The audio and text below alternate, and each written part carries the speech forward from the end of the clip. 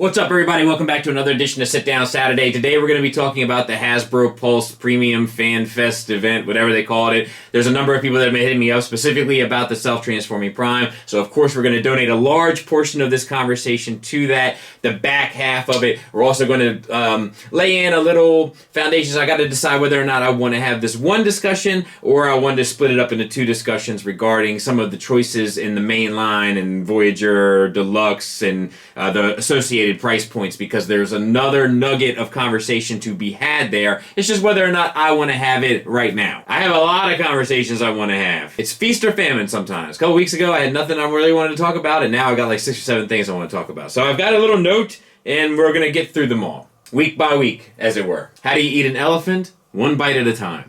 But before we get into that, I do have to do a little bit of housekeeping. Last week's Sit Down Saturday, on the Defensors, a lot of people said, what about the Generation toys? So, once again, I don't really feel like the Generation toy is competing in the same space because it's super stylized and it doesn't scale quite properly in the same sense. Now, it may scale more closely to the MMC one. That actually might be a better conversation to have, is the MMC one versus the Generation Toys one. However, aesthetically, they're so different that it does seem like maybe not the best thing to compare the two. I have no word on that hotspot. Zero. Haven't heard a thing. I have no idea if that company is still around. I have no idea. It would seem very unfortunate if they didn't finish the set, though. So my thoughts are with you guys. I hope that it does get finished, and I think it looks good. It's just not a G1 set, and because everything has gone so extreme, it would look out of place in my collection and for the sake of the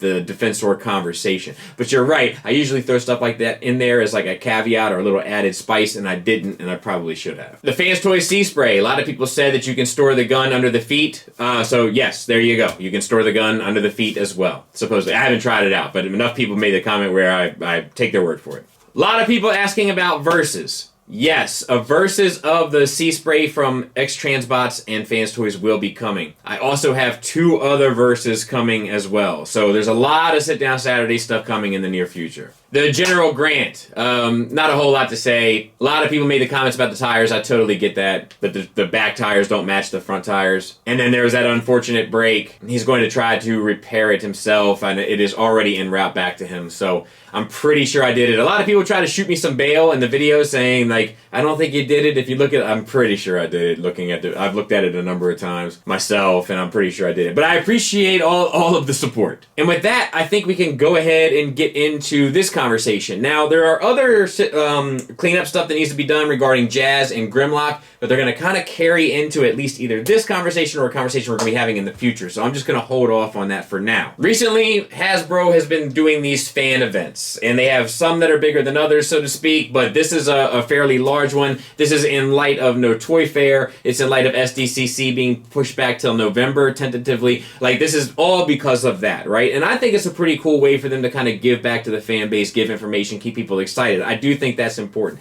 So what we're going to do here is we're going to go through some of the reveals. We're not going to go through all of them. We're going to go through a handful of them that I have something to say about in some respect. Give quick opinions, because this is not that channel. What I want to get into is nitty-gritty stuff. I can say I like the way something looks, and you can say you don't, and we can talk about that, but I like to talk about the business, I like to talk about the culture, I like to talk about that sort of stuff a lot more. So we're going to get more into that regarding the Self-Transforming Prime after we talk about some of these reveals. So, let's go. All right, so let's go through some of this stuff. For one, just to get it out in the open, they did this Ghostbusters reveal of this Marshmallow Man. Listen, man, I actually think the Ghostbuster figures they did are pretty good, but let me tell you what we don't need. Mini Puffs, surprise figures by Hasbro. That's what we don't need. I mean, it's cute, it's cool, whatever, but let me tell you what I do need. I need a Vigo.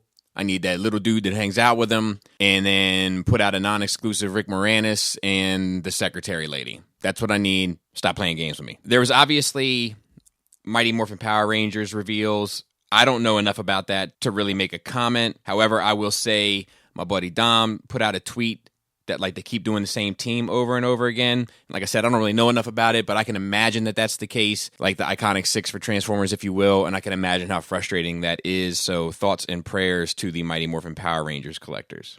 There were the Marvel Legends, which has an Iron Man wave coming that I'm not really crazy about. It will be nice to get a Quasar. It's kind of been a figure that's been well overlooked. I think I'm passing on the Iron Man wave completely. You get a movie Thor coming. the big Lothorski, some more Age of Apocalypse stuff, which doesn't really do it for me. And the thing that I found actually most exciting was this Domino Cannonball reveal that's like more in the 90s style and actually gives Cannonball some legs, which is what they should have done in the first place. You and I both know that, but be that as it may, I'm actually pretty excited about that. Then there was a little tease of the next HasLab being the Fantastic Four. Some people think it's going to be Galactus. Some people think it's going to be the car. Listen, if it's not Galactus, it's a huge mistake. Get that car out of here or put that car at retail at $40, $50. That doesn't need to be hundreds of dollars thing, in my opinion. But then I started asking myself, if it came with a Franklin Richards, what would you... I don't even want to think about it. Look, I don't want to have to buy the car. I want to buy Galactus. Please give me Galactus. G.I. Joe Classified, which has made a lot of noise for having really good figures, really highly articulated, detailed, painted, with tons of accessories, etc., etc., gives us 4 movie characters for the Snake Eyes, which I understand. I understand the rollout. I understand the need to cross-promote your properties in order to build a bigger buzz for a product. However, since the first kind of opening, the slowing down of releases of these figures has kind of bummed me out, and it would have been nice to at least get some of the G1, for lack of a better term, stuff as well. I'm not getting any of this movie stuff. I'm not interested in it. It holds no place for me right now. Maybe the movie will be great. I doubt it. And if it is great, we'll change our tune. But for right now, not impressed. Plenty of vintage collection reveals, most of which we've kind of seen or heard rumors of. Nothing really exciting to me. Fair amount of Troopers, a new Solo on Endor, which is pretty cool, a new Hoth, Luke, which is fine. I'm more interested in characters that have not been done. Which brings us to the Black Series. You're going to get the last of the Bad Batch, which makes sense. I don't think any of us ever thought that that wasn't going to happen. I don't think they were going to do the Bad Batch like they did Bodhi from Rogue One. More Mandalorians, because Mandalorians are making money. And then actually an Aurora Singh and a General Lando, which I am pretty excited about, both of those. Like, those are 2 characters that I would like to see. I think they both made my top 10 list for figures I wanted, so that's cool. Love to see it. They look decent. The Lando's face looks a little wonky, but it could be one of those things that's different in hand. The Aurora Singh, I think, looks stunning. Just perfect. Really well done. Bravo, bravo, bravo. So I'm excited about that. And then it was pretty much Transformer stuff. So there is a Commander Rodimus Prime. He's going to be coming in at $80. I think the face looks goofy. I think it looks like kind of par for the course. The engineering and stuff looks interesting. I think the gimmicky stuff looks cool. I think it will probably feel far overpriced. That's my guess, but only time will tell for sure. Getting a new Trax, I think a lot of people are excited about that. I think a lot of people wanted a new Trax, so I'm happy that people are getting him. And I think he's appropriately priced, which I can't say about all of their recent releases. There's a Rhinox. I think we heard that this was coming. Can't tell. It looks decent enough, and the price seems okay to me as well. This seems like a Voyager, price like a Voyager. Relax, we're going to get into a conversation regarding this very soon. The Galvatron, which we've already seen, and then a bunch of skeleton warriors. I don't know. I'm not talking about any of that foolishness. A Scorponok, which once again seems in line with price. It's hard for me to judge the aesthetics of some of this stuff because some of this stuff just isn't appeasing or appealing to me in the first place. So it's hard to have like a real like strong opinion one way or the other. They're bringing back Shattered Glass in the shape and form of Blur, which was an exclusive to Hasbro Pulse and is $10 too much in my opinion. And then let's talk about the big units, namely the Ark. So, let's go into it. I think this Ark looks cool. I think it's cool to have the Ark kind of represented on your shelf somewhere, especially in alt mode. It's an iconic piece of Transformers lore. It's part of it. It's part of the fabric of the franchise. I think it's probably a little overpriced, but I'm not super mad at the price. I think that the alt mode looks like good enough. Do you know what I mean? To like really suggest what it is and what it's supposed to be. The fact that it transforms is something that they just have to do to call it a transformer, I guess. However, I think the robot mode looks silly. Like, I think it looks really bad and really stupid. It looks like one of those Bionicle things or whatever, like one of those like Lego Transformer things. Like, it just doesn't look appealing to me. It just looks silly. Now, it's not based on anything, right? Like, it's a relatively new design, at least as far as I know. So they could have had carte blanche, you know what I mean, to like do whatever they wanted to do, and what they did was this. But I think they probably should have hired character designers to come in and actually make something a little cooler. I'm not mad at anybody for getting this. I understand it, especially if you want to keep it in alt mode. I just don't think the robot mode does much, aesthetically and beyond. The only thing I like about it is how the thrusters end up on the front of the shins. That's it, period. And then lastly, the auto-transforming Prime. So let me say this. I'm just going to talk about this aesthetically, and then we're going to dig into it a bit more. I think it looks cool. I think it's a cool gimmick. I think it's a novelty thing that's really outstanding. It's super expensive, but I also understand the price of it as well. The fact that it comes with the lights and sounds, I think, is going to be a gimmick that many people won't utilize after the first 15 minutes of having it in hand. The auto-transforming thing is cool, and I think it's great. I do worry about it holding up over time with all of those pieces, like who's going to make repairs, how do you make repairs, will there be a manual in order to make, because stuff's going to happen. The more you use any machine, the more the machine starts to break down. It's just how that goes. But that being said, I think it is cool. The novelty of it, once again, is just incredible. One of those things that I think kids always wondered, like, man, what if they could do that? Wouldn't that be awesome? And it is. And there's sacrifices that are made, obviously, in order to do that.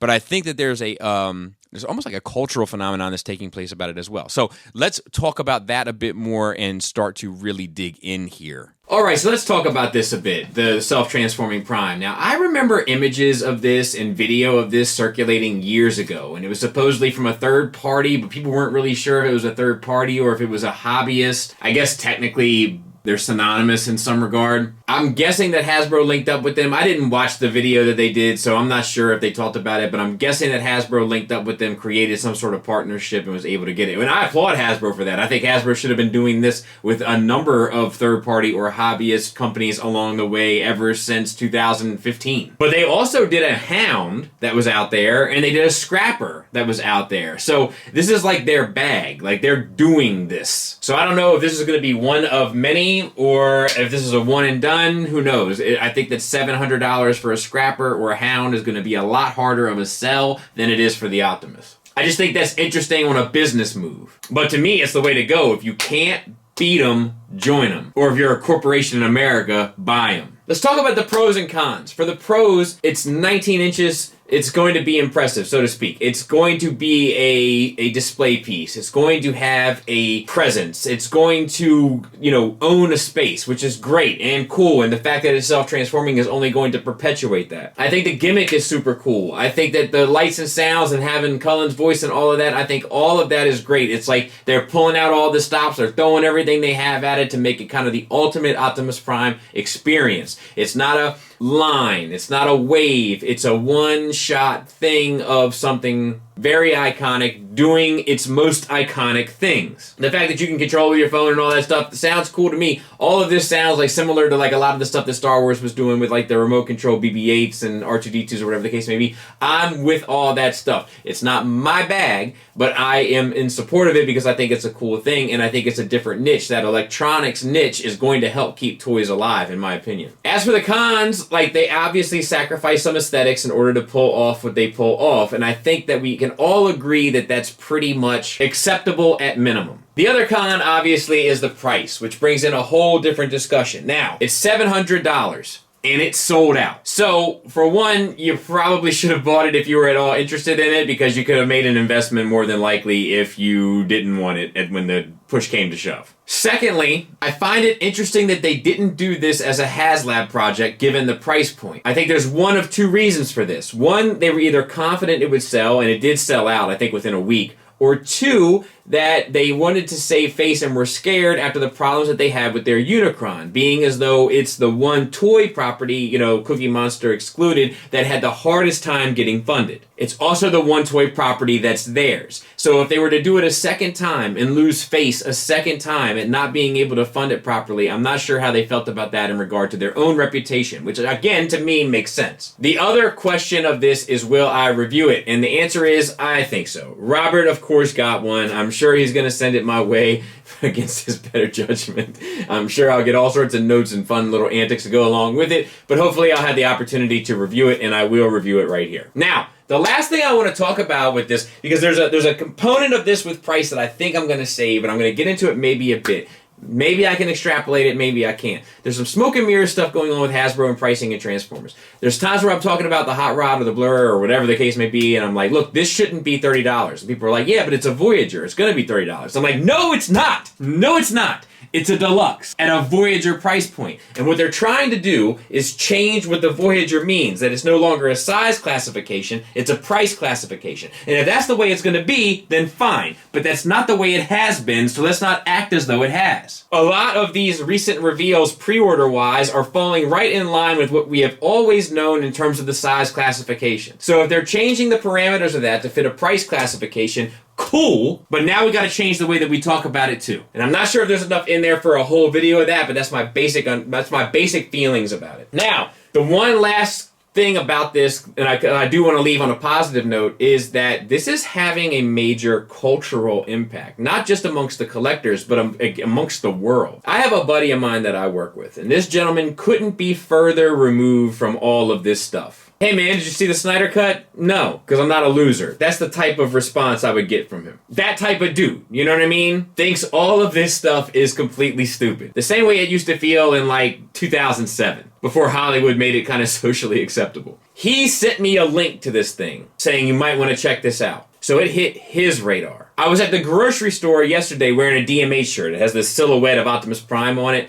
The cashier stopped me and said, have you seen that Transformer that transforms on its own? The marketing rollout of this, whatever it did, it has gone viral. People know about this that shouldn't know about this, and it's probably the most hot button piece that Hasbro has managed to do in a decade, if not more. It's a big deal. And for that, I think they deserve a tip of the hat at the very least. So that's kind of my thoughts and opinions on it at a very rudimentary, very entry-level kind of standpoint. Search YouTube. They got that Hound video and the Scrapper video up on there. You can find it. It's very easy. But it's also interesting to see. The Hound doesn't look great, but it's still impressive given what it does. I don't think it can sustain this price point. I think they might be able to get away with a Soundwave, though, and perhaps a Grimlock.